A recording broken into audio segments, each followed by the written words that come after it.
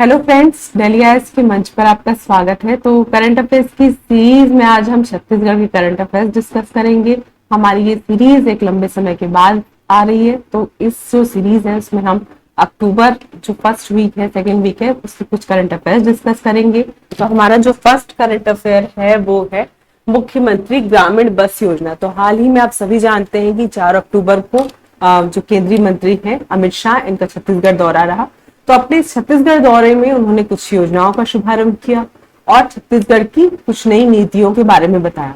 तो इसी क्रम में एक योजना है मुख्यमंत्री ग्रामीण बस योजना। अब ये जो योजना है, जैसे कि हमने बताया कि 4 अक्टूबर को केंद्रीय मंत्री अमित शाह और छत्तीसगढ़ के जो मुख्यमंत्री हैं श्री विष्णुदेव साय जी, उन्होंने मिलकर इस योजना का शुभारंभ किया।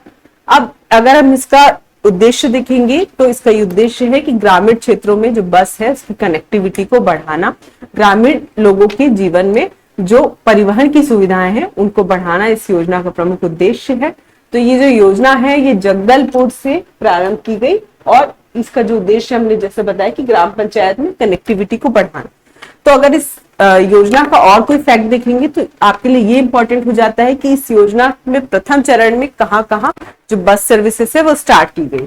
तो प्रथम चरण में हम देखेंगे तो बस्तर और सरगुजा, इन दो जगह जो है बस की कनेक्टिविटी ग्राम पंचायत से जिला पंचायत तक या ग्राम पंचायत से मुख्य शहरों तक कनेक्टिविटी को बढ़ाया गया।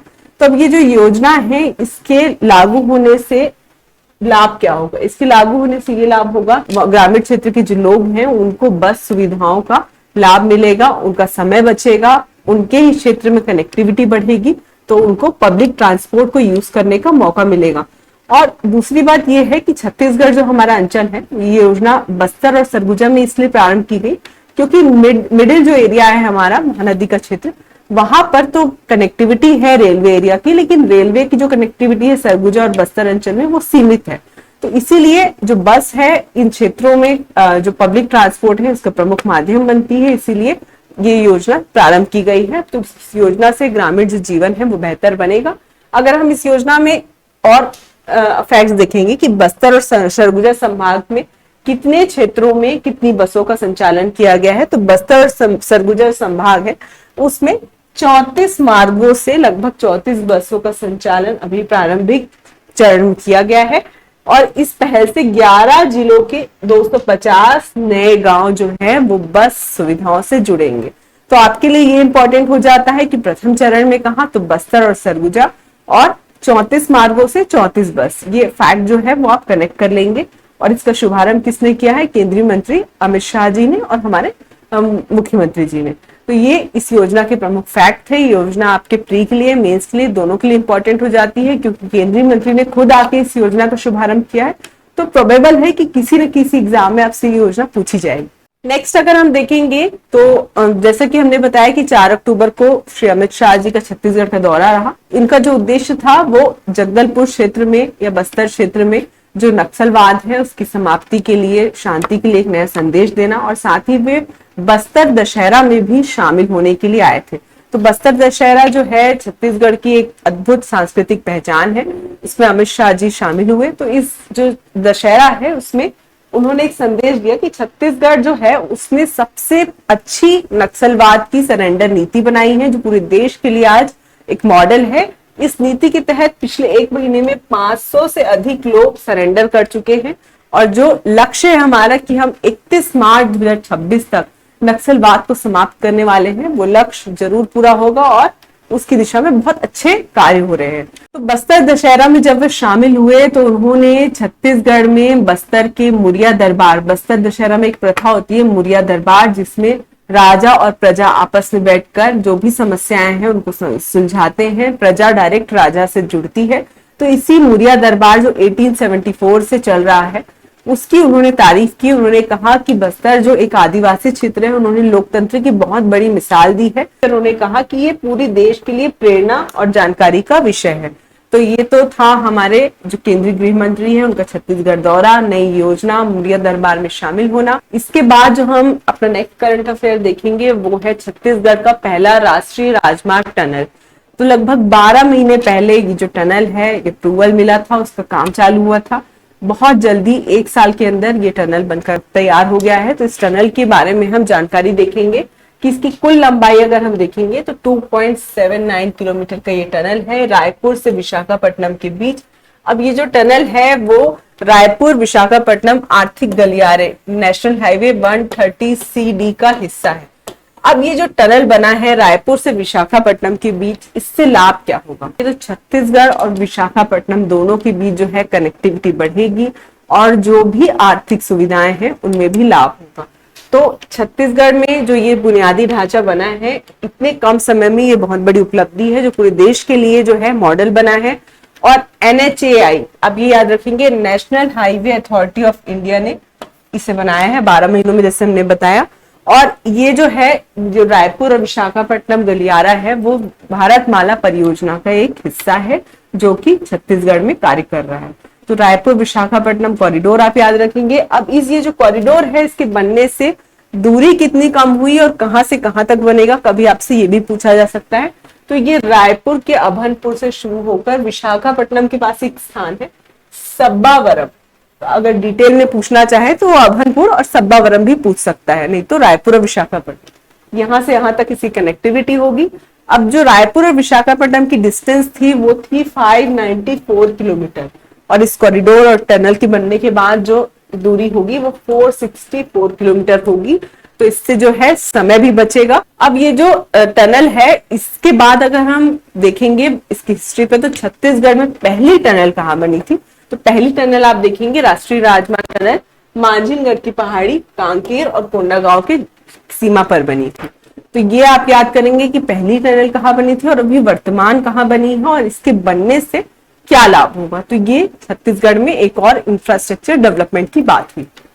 इसके बाद अगर हम देखेंगे तो अभी इस वर्ष राज्योत्सव बहुत ही ज्यादा चर्चा में है, क्योंकि छत्तीसगढ़ अपना रजत जयंती वर्ष भी मना रहा है। 25 वर्ष का छत्तीसगढ़ हो चुका है, इसलिए इस वर्ष का जो राज्योत्सव है वो और भी खास इसलिए भी हो जाता है क्योंकि इस वर्ष हमारे राज्योत्सव में स्वयं प्रधानमंत्री जी और उपराष्ट्रपति जी भी आएंगे। तो इस ये जो राज्योत्सव है उसका एक एक इवेंट आपके लिए इंपॉर्टेंट हो जाता है। तो फिलहाल अभी ये चालू नहीं हुआ है, लेकिन इससे रिलेटेड जो नॉलेज है वो हम देखेंगे कि इसकी जो आयोजन तिथि है वो है 1 से 5 नवंबर के बीच। अगर हम इसका आयोजन स्थल देखेंगे तो इस वर्ष ये नया रायपुर में होगा और इसका जो उद्घाटन है, जैसे कि हमने बताया कि इस बार नरेंद्र मोदी जी स्वयं आएंगे, तो प्रधानमंत्री हमारे करेंगे इसका उद्घाटन।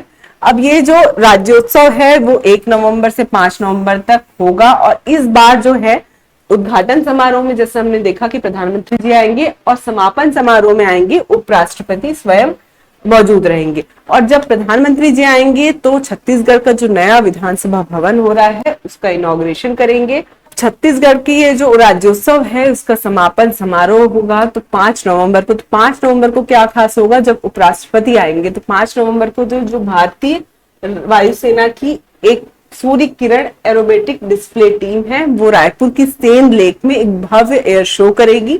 तो ये जो है राज्योत्सव से संबंधित जानकारी थी कि 1 से 5 नवंबर तक होगा। प्रधानमंत्री उपराष्ट्रपति आएंगे, विधानसभा भवन का इनॉग्रेशन होगा और भारतीय वायुसेना की जो टीम है उसका एयर शो होगा। तो ये फिलहाल इसकी सीमित जानकारी है। जब ये राज्योत्सव हो जाएगा 5 नवंबर के बाद तो इस पर हम एक डिटेल वीडियो भी लेकर आएंगे। इसके बाद अगर हम देखेंगे तो छत्तीसगढ़ में जो है दिवाली के बाद एक प्रमुख त्योहार होता है धान खरीदी का त्योहार।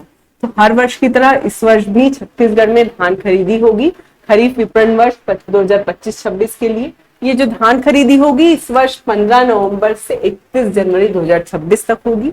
अगर हम इसकी पूरी डिटेल देखेंगे तो इसकी रेट दरें क्या है, खरीदी के लिए इस बार प्रोसीजर क्या है, इस पर हम डिस्कशन करेंगे। क्योंकि ये जो धान खरीदी है कई बार मेंस में लॉन्ग आंसर पे पूछता है और प्रीलिम्स में तो ये अक्सर फैक्चुअल पूछता रहता है, तो पता नहीं कौन सा फैक्ट पूछेगा, तो इसलिए आपको धान खरीदी से संबंधित सारे फैक्ट्स याद रखने हैं। तो अगर हम इस वर्ष के लिए दर और सीमा देखेंगे तो इस वर्ष जो है दर वो 3100 रुपए प्रति क्विंटल की दर से सरकार जो है वो धान खरीदी करेगी और 21 क्विंटल प्रति एकड़ इसकी सीमा होगी। और इस वर्ष जितने किसान हैं वो लगभग 25 लाख से अधिक किसान होंगे, ऐसा अनुमान लगाया जा रहा है। तो आप ये याद रखेंगे 3100 रुपए प्रति क्विंटल और इसकी सीमा होगी 21 क्विंटल प्रति एकड़। ये सबसे इंपॉर्टेंट फैक्ट हो जाता है और जो किसानों की जो एग्जैक्ट डेटा है वो खरीदी के बाद आपको समझ में आएगा कि 25 लाख थे या अधिक थे या कम थे। इसके बाद अगर इस बार जो धान खरीदी है उसके लिए हम पंजीयन रजिस्ट्रेशन की बात करेंगे, वो कैसे होगा। तो इस बार जो है वो ई-केवाईसी आधारित पंजीयन की व्यवस्था की गई है कि इस बार जो है ई-केवाईसी इंपॉर्टेंट है, और इसका जो किसानों का जो पंजीयन होगा वो केंद्रीय जो कृषि मंत्रालय है उसके एग्रीस्टेक पोर्टल में होगा। एग्रीस्टेक एक पोर्टल है केंद्रीय कृषि मंत्रालय का, उस जो पोर्टल पे इनका जो है रजिस्ट्रेशन होगा किसानों का। हम रजिस्ट्रेशन की अगर हम लास्ट डेट देखेंगे तो 31 अक्टूबर को है, 15 नवंबर से धान खरीदी होगी। तो पंजीयन कहाँ होगा, एग्रीस्टेक पोर्टल में। इसके बाद अगर हम देखेंगे तो इस बार कुछ नया ये है कि इस बार सरकार जो है जितने भी किसानों का फसल का एरिया है उसका डिजिटल क्रॉप सर्वे कर रही है। अब जो डिजिटल क्रॉप सर्वे है वो लगभग 23 लाख हेक्टेयर क्षेत्र का डिजिटल क्रॉप सर्वे होगा, जिसमें 20,000 ग्रामों में 2 अक्टूबर से ये डिजिटल सर्वे होगा कि कितनी जमीन है धान की, किस किसान के पास कितनी जमीन है, इसका डिजिटल क्रॉप सर्वे होगा। ये जो है इस वर्ष का नया इनोवेशन है। इसके बाद अगर हम देखेंगे तो धान खरीदी के लिए एक लंबी लाइन लगना हमारे छत्तीसगढ़ में एक प्रमुख समस्या है। तो ऑनलाइन टोकन प्रणाली की इस वर्ष व्यवस्था की गई है। टोकन तो पिछले वर्ष भी दिया गया था, लेकिन इस वर्ष जो टोकन है वो ऑनलाइन जनरेट होगा, और इस टोकन के माध्यम से किसानों को खरीदी की डेट दी जाएगी, जिससे एक लंबी लाइन लगने से और उनका समय भी बचे और जो अननेसेसरी भीड़ होती है वो भी कम हो। तो इस बार जो टोकन प्रणाली है वो टोकन टू हर हाथ जो एक टोकन का ऐप है उसमें किसानों को ऑनलाइन डेट मिलेगी। इसके बाद पारदर्शिता के लिए देखेंगे तो पारदर्शिता के लिए इस वर्ष बायोमेट्रिक सिस्टम की व्यवस्था की गई है।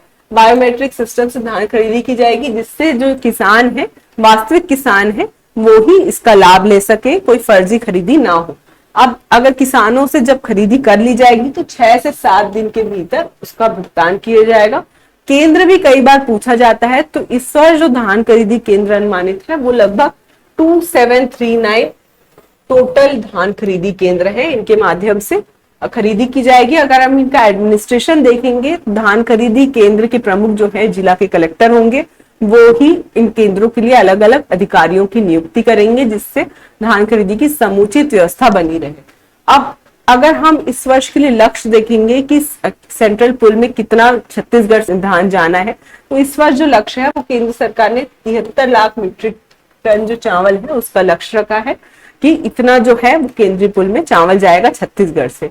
तो ये तो उसका लक्ष्य रहा। अगर हम इसके बाद निगरानी की बात करेंगे तो इस वर्ष जो है पड़ोसी राज्यों से जो धान की अवैध आवाजाही होती है उसके लिए जो विशेष चेकिंग दल की भी गठन किया गया है, जिससे जो राज्य मार्ग है वहां पर अलग अलग चेक पोस्ट लगाए गए हैं।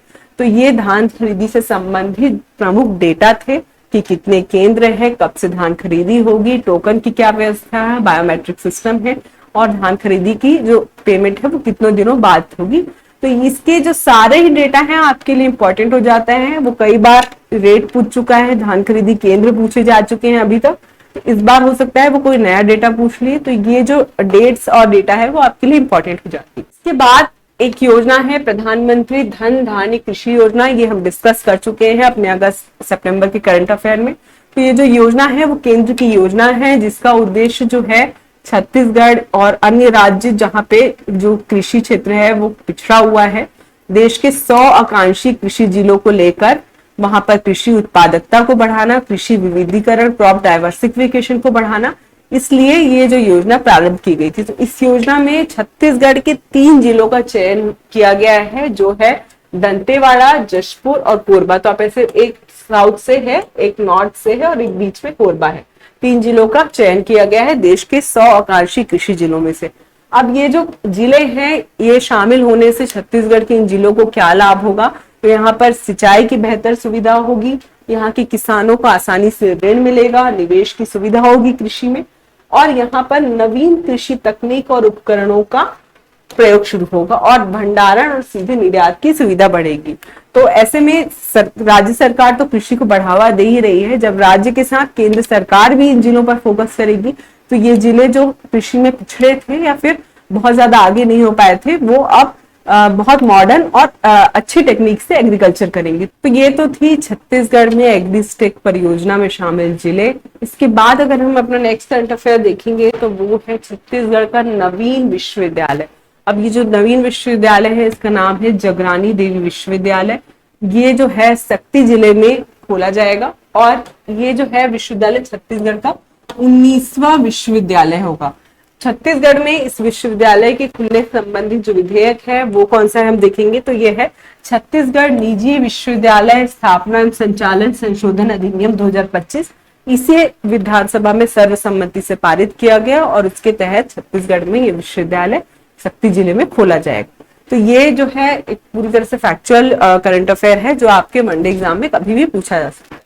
नेक्स्ट हम देखेंगे कि 15 अगस्त का जो करंट अफेयर था उसमें हमने डिस्कस किया था कि मुख्यमंत्री जी ने घोषणा की थी कि छत्तीसगढ़ में जो दरबार हॉल है अब छत्तीसगढ़ मंडपम के नाम से जाना जाएगा। तो हाल ही में ये जो घोषणा है उसको विधेयक के रूप में पारित कर दिया गया। तो ये जो दरबार हॉल है इसका नाम होगा छत्तीसगढ़ मंडपम। जो दरबार हॉल है कहाँ है, राजभवन में है, इसका नाम छत्तीसगढ़ मंडपम किया जाएगा। जैसा कि हमने बताया कि स्वतंत्रता दिवस के समय इसकी घोषणा हुई थी। तो ये छत्तीसगढ़ के मेजर करंट अफेयर थे। इसके बाद जो हमारा लास्ट वीडियो था उससे रिलेटेड एक क्वेश्चन है जो हम आपसे पूछना चाह रहे हैं कि पहला ये क्वेश्चन है, विश्व पैरा एथलेटिक्स चैंपियनशिप 2025 के संदर्भ में कौन सा कथन सत्य है। इसका फर्स्ट ऑप्शन ये है कि भारत का अब तक का सबसे सर्वश्रेष्ठ प्रदर्शन है। सेकंड ऑप्शन है भारत ने इसमें 18 पदक, 6 गोल्ड, 7 सिल्वर, 5 ब्रॉन्ज जीते। थर्ड ये है कि इस जो कंपटीशन है ये जवाहरलाल नेहरू स्टेडियम में हुआ है ये प्रतियोगिता।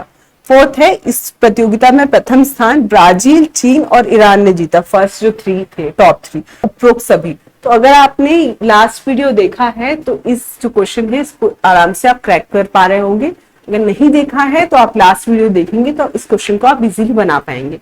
तो इसके बाद हमने एक इनोवेशन स्टार्ट किया था कि जो भी स्टूडेंट्स हमारे जो क्वेश्चंस हैं उसका टाइमली आंसर करते हैं उनका नाम हम बोर्ड पर डिस्प्ले करते हैं। तो ये जो 2 स्टूडेंट्स हैं इन्होंने सबसे पहले आंसर किया था। तो ये जो आज का क्वेश्चन है इस पर आप भी सबसे पहले आंसर करके डिस्प्ले पे अपना नाम देख सकते हैं। तो हमारी नेक्स्ट सीरीज होगी नेशनल इंटरनेशनल करंट अफेयर्स पे। होप आप लोगों के लिए ये जो सीरीज है वो बहुत यूजफुल हो और जल्दी ही प्रीलिम्स की डेट भी आने वाली है। तो आप अपने करंट अफेयर्स को जितना अच्छा रखेंगे उतना आपके लिए स्टैटिक पोर्शन पढ़ने के लिए इजी होगा। तो हमारी जो नेक्स्ट सीरीज आएगी तब तक के लिए thank you. Keep learning, keep watching.